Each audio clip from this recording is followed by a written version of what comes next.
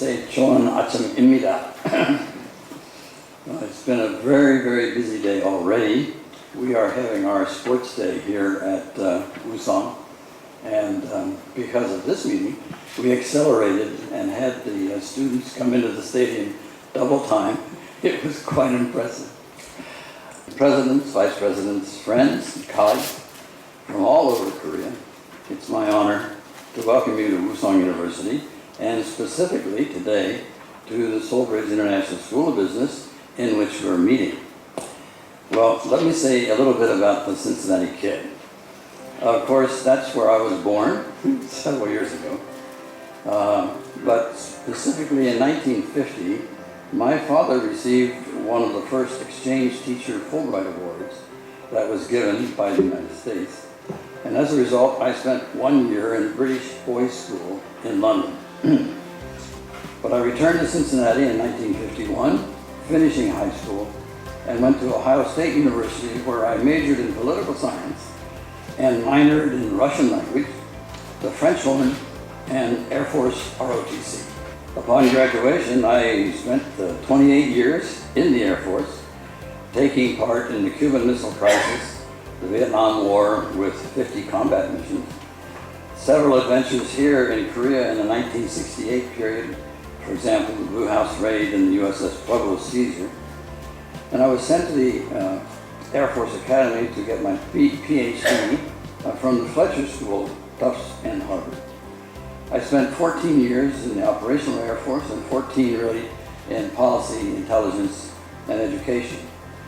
7 years at the Air Force Academy, Associate Dean of the National War College, Director of the Institute for National Strategic Studies of National Defense University, and was finally recruited by Georgia Tech in 1989. I spent almost 20 years at Tech as the founding director of the Center for International Strategy, Technology, and Policy, and professor of international affairs, focusing on the internationalization of Georgia Tech, Northeast Asia Studies, non-proliferation. In 2007, I joined Ucn to begin this capstone adventure. Here, we have Seoul-Bridge. Here at Seoul-Bridge, we have a college taught completely in English to students from 51 nations and the faculty from 12 different nations. Our percentage of Korean students is roughly 30%. The percentage of Korean faculty is 20%. All Korean students must take 3 years of Chinese, and all internationals must take 3 years of Korean or Japanese. From the beginning, I think you can see it's a business school with a difference. At Ucn, generally, the total number of foreign faculty is roughly 270 out of approximately 700. It was actually the foundation of this building was built at the same place where Dong Pencil Company was. So many of you use Dong pencils as you grew up. I used Dong pencils in Cincinnati, Ohio as a 5th grader. I was amazed when I came here and they said the foundation was actually Dong pencils. And rather than 40 countries, actually 51 countries. And we have over 200 international faculty, running closely actually to 270. We are AACSB accredited. AACSB is basically the Association for the Advancement of Colleges and Schools of Business. And of course, we received the B, for which we are very grateful. And of course, the only A in this region is, of course, Sun Moon University, and we're all jealous. But in 2016, we also received a Creative Korea grant. In 2017, we also received the ACE again. So it's been very active. Here are the 7 colleges in Ucn University: Railroad Transportation, Digital Media, Health and Human Services, Hotel Management, Seoul-Bridge here, Seoul International, and then Endicott College of International Affairs or International Studies for roughly 13,000. Well, my topic today is expanding educational territory. And this is a subject, of course, which could easily take me beyond my areas of competence. But let me choose the one area I have addressed for the last 29 years. And that, of course, was why I was recruited in 1989 to join Georgia Tech and that was to assist the president then, Pat Creasine, in the globalization of what was euphemistically called the North Avenue Trade School. With the realization of Georgia Tech as the Olympic village for the 1996 Olympics, it took a giant step forward and is generally recognized as a far different university than it was in 1989. Actually, what my mission there was to help internationalize the university and help create the College of Computing and the School of International Affairs. It was not easy because the existing faculty objected to any kind of reform at all. So in 1996 with the Olympics, we received at Georgia Tech 10 new dorms plus unbelievable athletic facilities and changed the entire nature of the university. So in a sense, my mission became in search of globalization. So in August 2007, I reported in as co-president here at Ucn with the specific task of standing up a new business college, of course, Silbridge, that would focus on becoming an all-English school that would attract international students as well as Korean. Having a kindergarten as part of the Ucn Foundation complex of schools, the chairman, Chairman Kim, was already quite aware of the coming demographic crisis and was taking measures to prepare for major reduction in overall student population. It really does pay to have a kindergarten in your total system if you're trying to see what's going to happen in the future. Well, our guidelines were clear. We had to produce a school with American-style curriculum to encourage active learning with teamwork, case studies, and grounding in the basis of business education. Besides, it was decided that competence in a native language and English would be augmented by significant training in an additional foreign language. So 3 years of Chinese for all Korean undergraduate students and 3 years of either Korean or Japanese for all internationals. We wanted globalization, but we also wanted to emphasize the Asian context as well. Early on, 3 significant modifications to our program took place. First, our Corporate Advisory Council looked at our curriculum and strongly recommended an enhanced emphasis on soft skills. Thus, more opportunities to practice interaction with colleagues, enhanced presentation skills, and more team competitions with incentives to induce participation were included. Secondly, really as an outgrowth of the presentation skills, a major emphasis on debate was added. I'm dedicated to the use of debate in the classroom, and that comes out of a high school debate I participated in 1952 at the height of the MacArthur era in America. My teacher assigned me the defense of Senator Joseph McCarthy. As a 16-year-old, I held strong beliefs in his value, as my parents were strong supporters. During 2 weeks, I had to prepare the brief. I discovered there was no justification for what he was doing in a democratic society. I lost the debate, but I won in life because I realized I must come to my own conclusion based on independent and verifiable facts. It's that lesson that we try to repeat often at Silbridge. It truly works. Later, we had succeeded so well with debate, we had created some academic Frankensteins. We realized we did not want to win the debate in a win-lose format. We had to draw back from the brink and create an appreciation for win-win situations. And we created a course for winning negotiations so that you would not win the debate and lose the contract.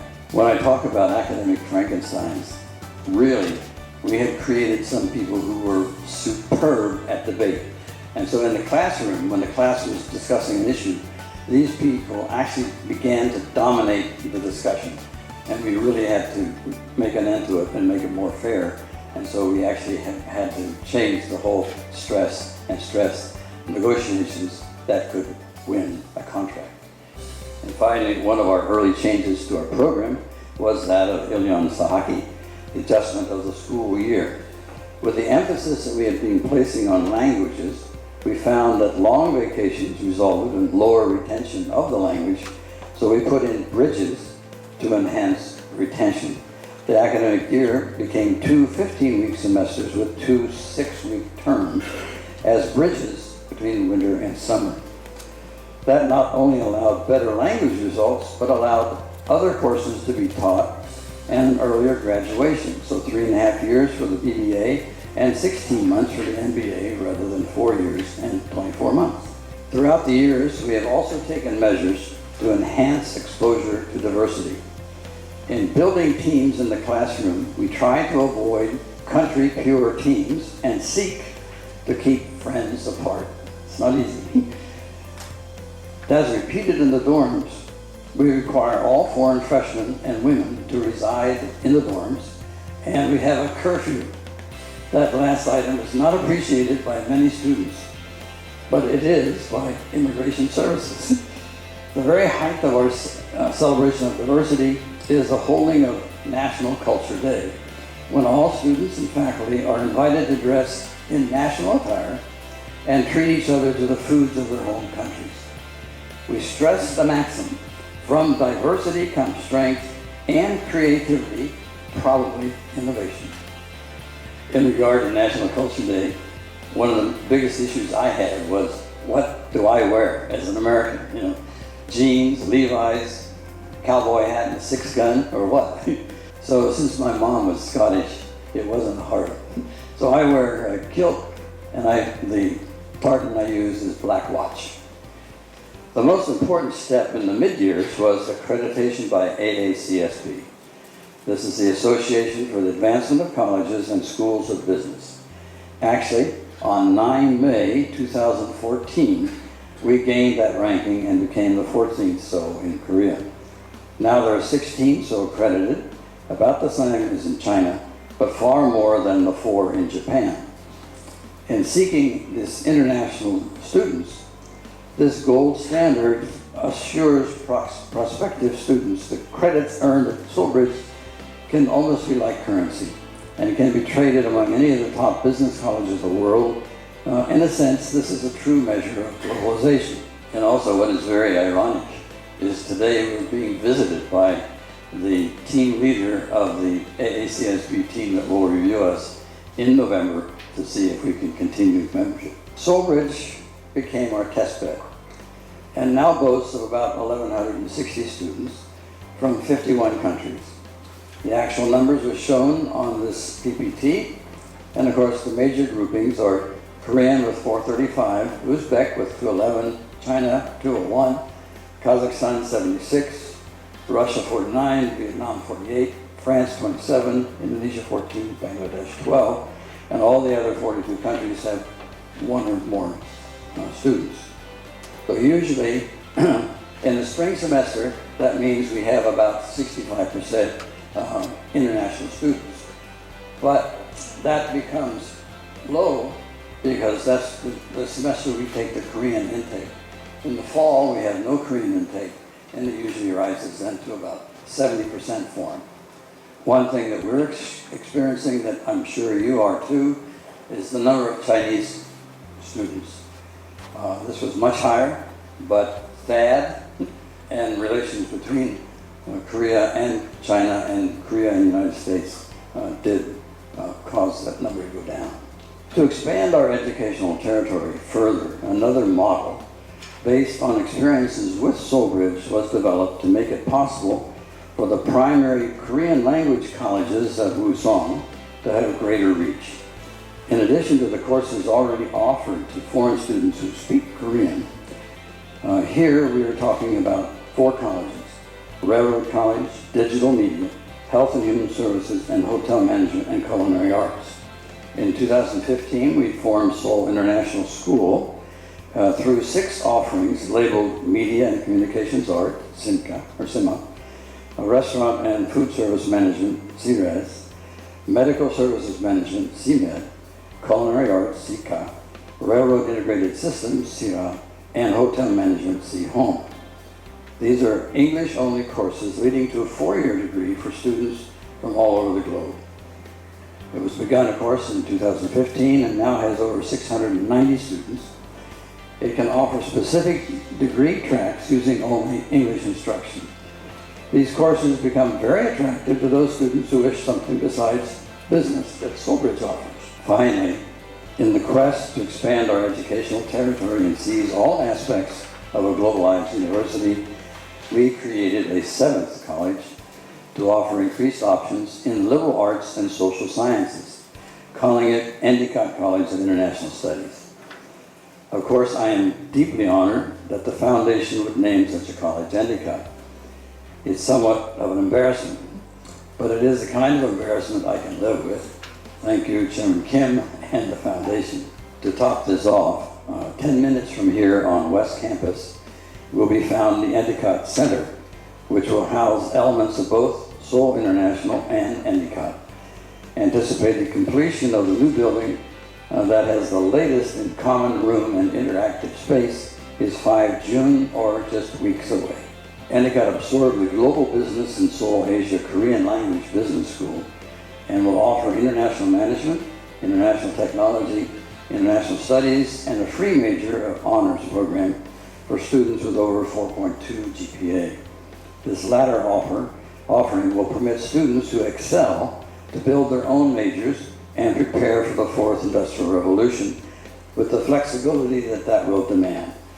Current enrollment figures place Endicott at roughly 1,200 students. Of course, all these institutions bring with them the immense demands for human care and understanding. Dorms, extracurricular activities, counseling, and orientations that call on Korean students to be our bridge as tutors in Korean culture, language, and society. Food services now involve pork-free lines, as well as vegetarian requirements, as the number actually from Central Asia, Southeast Asia, and South Asia increases. Becoming, of course, pork-free had a sort of amusing incidents. I would go down to the lunchroom, look at the menu, and there was no pork.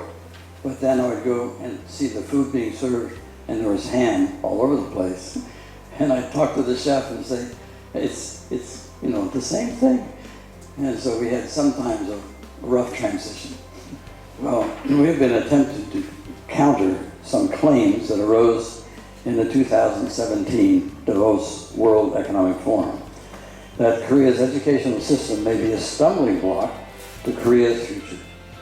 Paul Evans, who's a professor emeritus of INSEAD, urged President Moon Jae-in to speed up educational reform to globalize the talented young people and ensure gender equality and leadership opportunities for women. He did so in the context of announcing the 2018 Global Talent Competitiveness Index, which INSEAD actually releases.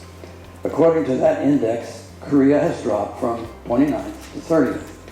Evans noted that Koreans are poor at collaborative problem solving and often ill-equipped to collaborate with others who are different from themselves. Well, in this area, Soulbridge has reached about 55% level of female students. We give them opportunities throughout the curriculum to succeed, and they do. And with these two acronyms, I want all of our students to be as flexible a blend of GACS and UCA as possible to meet the challenges of the 21st century.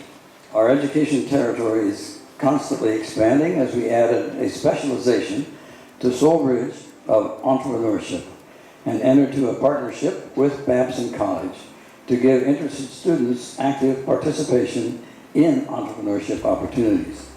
In fact, our dean, German Rose, was at the moment I was preparing these remarks at their startup camp in Spain. We added a startup lab to the facilities of the new Endicott College building that will be hands-on activity to experience some of the lessons to be learned by an entrepreneur. In addition to the expansions that have taken place within the 3 campuses at Ucn, we have reached out to more than 250 universities worldwide tying Soulbridge to other business schools through 2+2, 1+1, and 3+1 arrangements. At the moment, I'm personally negotiating with 11 American universities to arrange ties with schools offering international studies. To bolster our technical programs at Endicott College, we have arranged to have the distinguished former president of KAIST, Dr. Sa Nampyo, as technology advisor. For Soulbridge, we have asked the distinguished scholar Howard Thomas to be our chief strategy officer. And for Ucn, we have engaged Dr. Deepak Jain, former dean of INSEAD and the Kellogg School of Business, to be our honorary president. It's another kind of diversity. Productivity, ensuring that the collaboration will keep our education territory expanding. We have brought honorary professors from Georgia Tech, Peking University, Beijing Foreign Studies University, and Northwestern University as well. We're trying to use the old saying, a diverse group of reasonably smart people will outperform a team of similar Einsteins. We've assembled a diverse faculty, diverse administrators, and certainly diverse students, with the hope that our educational territory will expand. In closing, I would like to come back to something Paul Evans said at Davos. To capitalize on diversity, which we know is key to innovation, collaborative problem solving is vital for the future in a world that must become more inclusive. I would add, globalized. Thus, we're expanding our educational territory in many ways. New courses, new university associations, new mixes in the classroom between contact hours and online time, and new alliances between universities across political boundaries and borders. And, of course, this meeting today across Korea. Actually, this summit epitomizes the drive for strength through diversity and the search for innovative educational ideas. I hope we can prove the Paul Evanses of the world absolutely wrong in forecasts that place Korea in a descending curve toward lower economic competitiveness because of the slowness of educational reform. The same determination, drive, and diligence that worked to produce the miracle of the Han can and is being focused on the issue by you gathered here today. Collectively, we are developing an educational system tailored to meet the VUCA challenges of the fourth industrial revolution. This is our mission today and tomorrow. In succeeding, we will expand our educational territory and produce the higher education system required by Korea for the 21st century and beyond. Thank you for this opportunity to talk about the future.